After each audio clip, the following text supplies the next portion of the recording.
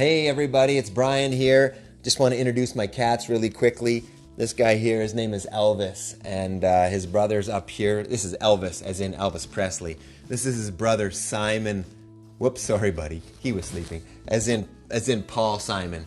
And my daughter named them pretty cool names, I think.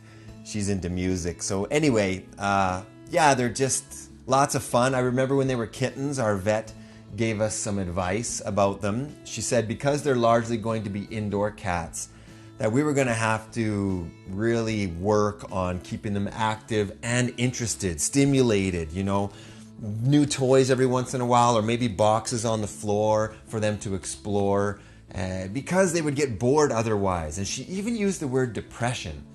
And I remember that word kind of jumped out at me, depression. I always associate that with some kind of advanced mind, like only a human mind could experience something as complex as depression, but it's not true. Even animals can experience that.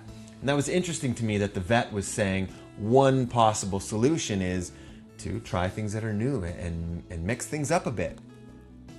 And I'm thinking that's probably good advice for humans as well. I'm not saying that if you go buy yourself a new toy, suddenly all your depression's going to go away. And I'm not saying you're going to get depressed if you don't do things that are new.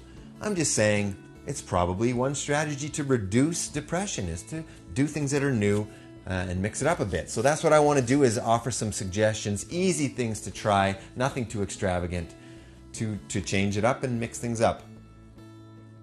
Yeah, and you might be thinking, I don't have time. And I totally understand that. Sometimes I feel so busy I can't even breathe. But if that was me, I would look at my life and ask myself, is there anything I can remove or reduce? For me, I think I've watched The Office the entire season like 4 times in a row, so I could probably shut that off and bring in something new, because I want, we've got these beautiful minds that need challenging and stretching. Our bodies want to be pushed, and they get better when we do push them. And so all of those things together, I think, can help to reduce those things like boredom and depression. So go for a walk. Go for a walk somewhere new where you've never walked before. Look at people's yards and houses and get ideas. I think it's a lot of fun. To come back to your own yard, draw a picture of your yard on paper and plan and think about where I could move plants if you want. That's always, I think, very enjoyable. Go to your website, your community website. There's usually a list of things that are going on, events. You can go there oftentimes for free. You don't have to get heavily involved, just kind of sit back and enjoy.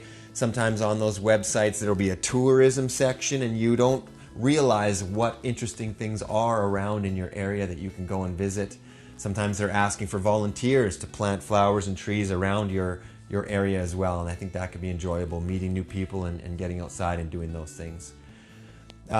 Your mind needs to be challenged as well. Think about writing poetry. Have you ever tried that, writing a poem? Very enjoyable, challenging as well, but a good thing to try. Writing things down instead of electronic stuff. Notes, sending notes to people physically is good. Games as well. You can play board games with people. I'm sure you've done that, but sometimes they get kind of dusty in the closet. But you can do them online as well. Play chess online with people internationally. Scrabble, international discussion groups.